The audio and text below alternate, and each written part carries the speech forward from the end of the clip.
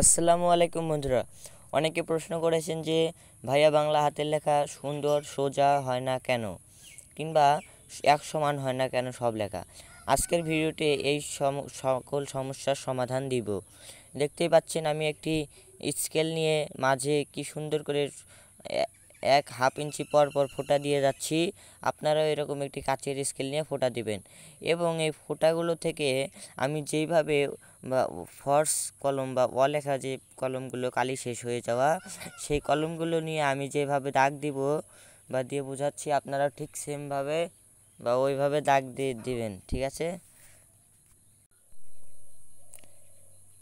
এইভাবে দুটি করে দাগ দিতে হবে। আমি একটু জুম করে দেখাচ্ছি, আশা করি দেখতে পাচ্ছেন। ঠিক এইভাবে দুটো করে দাঁড়িয়ে দিতে হবে প্রত্যেকটি ফোঁটা থেকে।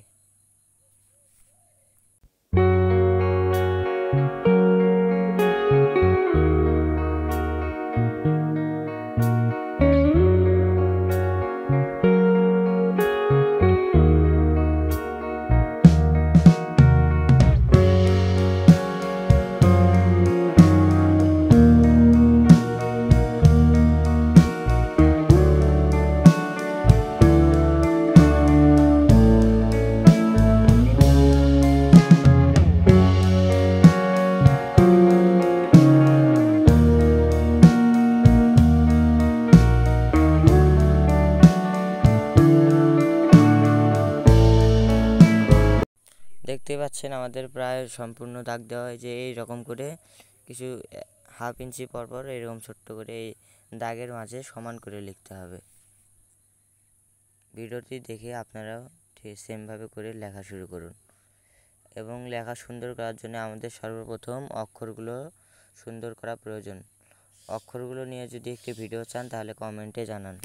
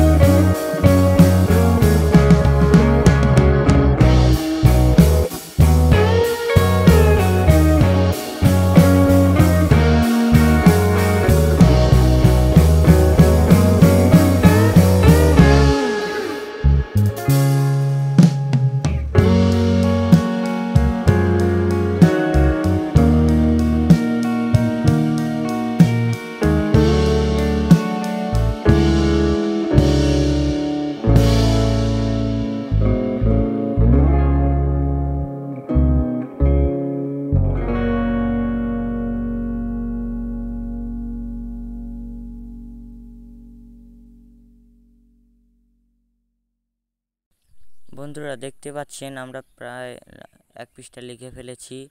লেখাটি কি সুন্দর হচ্ছে তা তো দেখতেই পাচ্ছেন কেমন হচ্ছে। অবশ্য আপনার কাছে ভালো নাও লাগতে পারে, কারণ আপনাদের লেখা হয়তো এসছে অনেক সুন্দর হতে পারে। আমার কাছে এটাই ভালো লেগেছে। ভিডিওটি থেকে কিছু শিখতে পারলে কিংবা এরকম লেখা বিষয়ক ভিডিও পেতে আমার চ্যানেলটি সাবস্ক্রাইব করে রাখবেন প্লিজ। আপনারাও এরকম দাড়ি দিয়ে লেখা সুন্দর করার চেষ্টা করলে আপনাদের লেখা সুন্দর হতে পারে। আগামীতে আমি চেষ্টা করব এর চেয়েও একটু ভালো ভিডিও নিয়ে আসতে। সো আমার চ্যানেলটি এখন সাবস্ক্রাইব করে না থাকলে তাহলে সাবস্ক্রাইব করে এই ছোট্ট পরিবারের সদস্য হয়ে যান আপনি।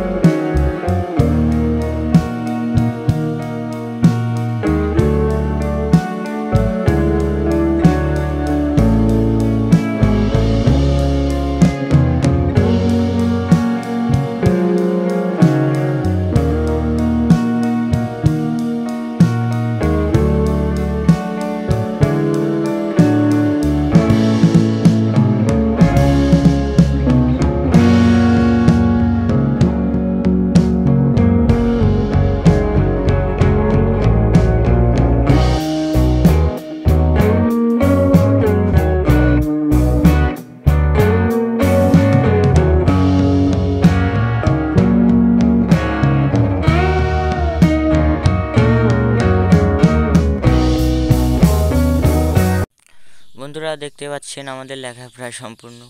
এটি অবশ্য আমার স্কুলের কাজ ছিল। সো ভাবলাম লিখতেই যখন হবে তো একটা ভিডিও বানিয়েই ফেলি। সো সেই ভেবে এটি বানানো। এবার আমি এক পৃষ্ঠা লিখে আপনাদের দেখাচ্ছি।